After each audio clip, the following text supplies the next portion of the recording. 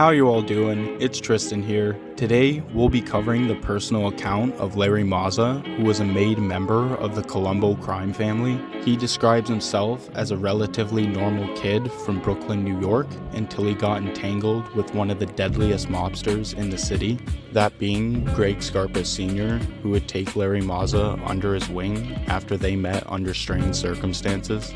And Larry's life would take a dramatic turn as he began to climb the ranks of the mob. If you like this episode, don't forget to like and share, as it's always greatly appreciated. With all that out of the way, let's get right into this story.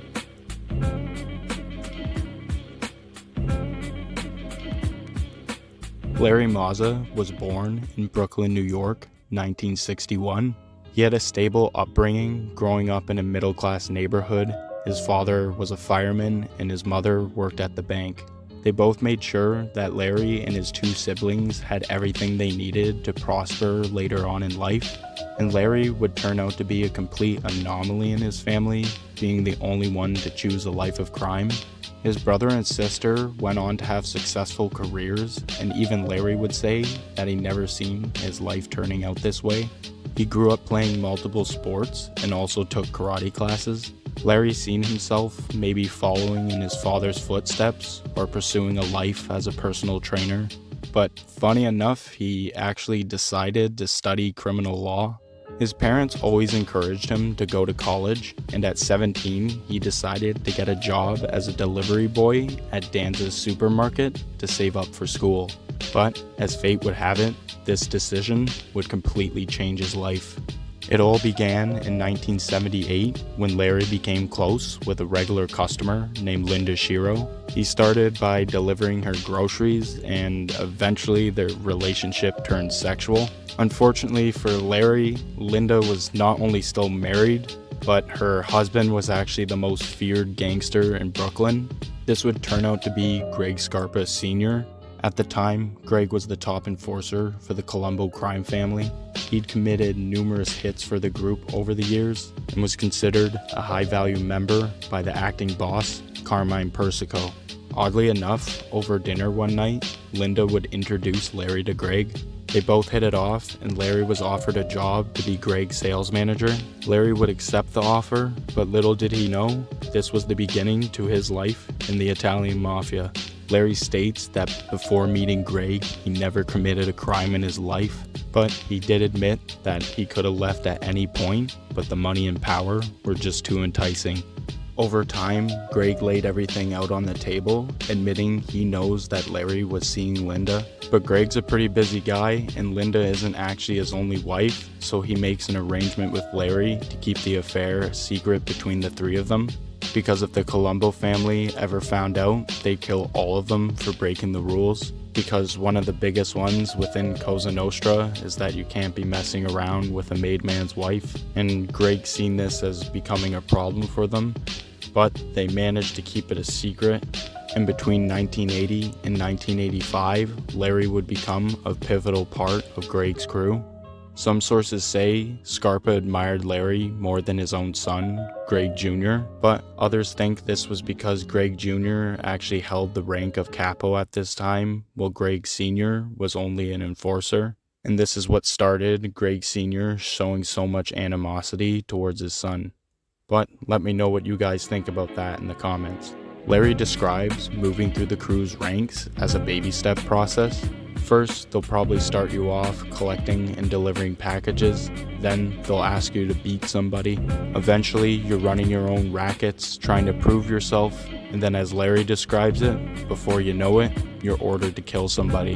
And by this point, you have no choice. It becomes a matter of your own life when you're in this deep. Larry details being dropped off one night. Before he left the car, Scarpa gave him an order to pop a tire of a parked car on the street. Larry wasn't naive, knowing that Greg had a more sinister reason for this, and Larry would be right. As soon as the man began to fix his wheel, a car sped around the corner, cutting him down in a hail of bullets. Larry said this moment had changed his life, and following this, Larry would act as a driver in assassination plots, help dig bodies, and then eventually graduate to murder. Larry meets his future wife, a hairdresser named Christine, and they would get married in 1986, with Larry separating ties with Linda earlier that year. That same year, Greg received a blood transfusion due to an ulcer, but because he was skeptical of the AIDS epidemic, Greg refused any donations from their blood bank, instead opting to use blood from his own crew and associates. This plan backfired as Greg's match was HIV positive and he also contracted the disease. By this point, Larry had become Greg's main protege. Larry details Greg taking him to meetings with influential figures like Carmine Persico and their captain, Anthony Scarpati, otherwise known as Scappy. At one of these meetings, Scappy and Greg drank as they reminisced about the hits they committed, laughing and saying to Larry they probably had 200 plus murders between the two of them, and Larry, being Greg's most trusted associate now, was ready to follow him anywhere. In 1988, the Third Colombo War was beginning to brew, which was a civil war between two factions within the Colombo family. One side held loyalty to Carmine Persico, who was convicted in 1986, and the other side would be loyal to Vic Arena. Larry would become a made man and held rank as a soldier as both sides began to bulk for the coming war. Greg would be appointed to captain at the same meeting, and they remained loyal to Carmine Persico. Larry says in 1989, the Colombo family officially split into two factions. You had crews on both sides armed to the teeth, and Greg's soldiers were prepared for all-out war. Greg's crew would coordinate attacks using beepers. Anytime something went down, all of Scarpa's men were paged with the message that read 666, which was a signal for meetings or to show that a hit was carried out successfully. Greg Scarpa really seemed to enjoy himself during the war, always boasting to his crew that they were pretty much solely responsible for the war continuing. Most capos wouldn't play a role in the hits that they had ordered, but Scarpa would ride along with his crew every time, and he wore this as a badge of honor. His men even gave him the fitting gift of a general's cap, which he proudly sported from time to time. From what Larry states, for 8 months, all they did was eat, sleep, and hunt their rivals. They'd place sirens on the top of their cars to fool their victims. Greg even went as far to supply his crew with police scanners, which gave them valuable information on the locations and whereabouts of rival crew members. Scarpa would also get calls from an anonymous source that would tip him off, but we'll get into this part of the story later on. On December 8th, 1991, Larry, Greg, and another shooter were driving around looking for Vic Arena supporters. They spotted the car of Vinny Fisario, who would be a high-ranking rival, and as they creeped past his car, there Vinny was, hanging a Christmas ornament on his garage. They looped around the block, lurking toward Vinny's position again. Larry was supposed to hop out when the car stopped, but when they approached closer to Vinny, his back was still turned, and that's when Scarpa took the initiative and fired a single round into the back of Vinny's head. Before Larry could even open his door, Scarpa popped another 2 shots off, which hit Vinny in the neck and upper back when he was already laying on the ground. Larry described it as a grisly scene, but this wouldn't be the first or last hit of the war. Larry was involved in dozens of shootings before and after this time. One man he'd become very familiar with, that being Joe Waverly, a Vic Arena supporter who pretty much became their top opposition throughout the war. Not just because of his high status he held within the rival faction, but just purely from how many times they got into shootouts with Joe. Larry details 3 separate occasions of this, 2 of which Joe was injured, and another being a serious attempt on Joe's life, where he'd been hit 7 times in a drive-by. But Joe Waverly bounced back every time, and he survived the war and is still around today. On January 9th, 1992, Larry became a pivotal figure in the war. A man named Nicky Granchio, otherwise known as Nicky Black, and he'd be a well-known gangster within Brooklyn. He threatened Larry's uncle in a social club, and not long after this, while Greg and Larry were out hunting, they spotted Nicky Black. They followed him for some time until he came to a stop outside a bar. Greg was ready to take the shot as they rolled up, but fumbles with all the bullets coming out of his gun.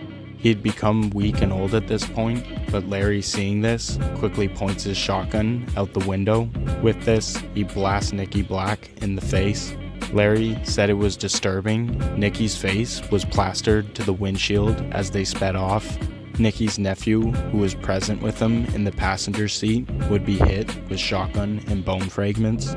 Larry recalled hearing him scream from blocks away as they sped off, and later he would babysit his niece, and he said it felt like any other day, which shows how much Larry had changed since he'd met Greg.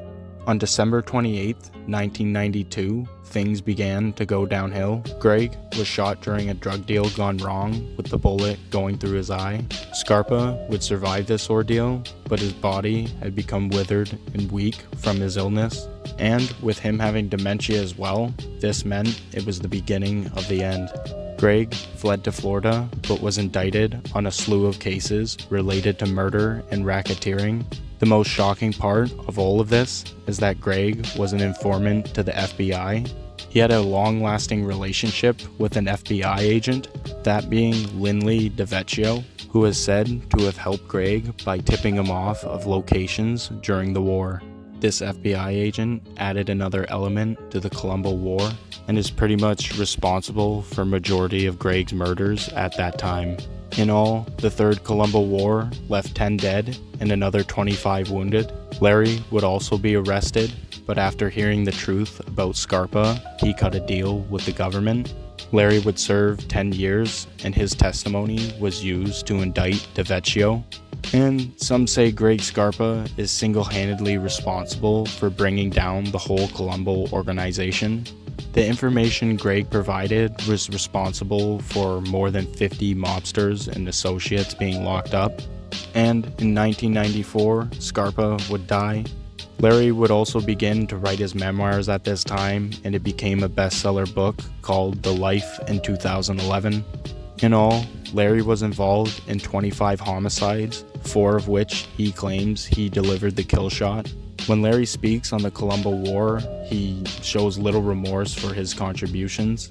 He described it as kill or be killed, and at 29 years old, he was one of the most feared hitmen in the city. Larry was released from prison in 2001. Today, he works as a personal trainer, and he also went on to work for movies like The Irishman, being a correspondent, helping them with realism in certain scenes.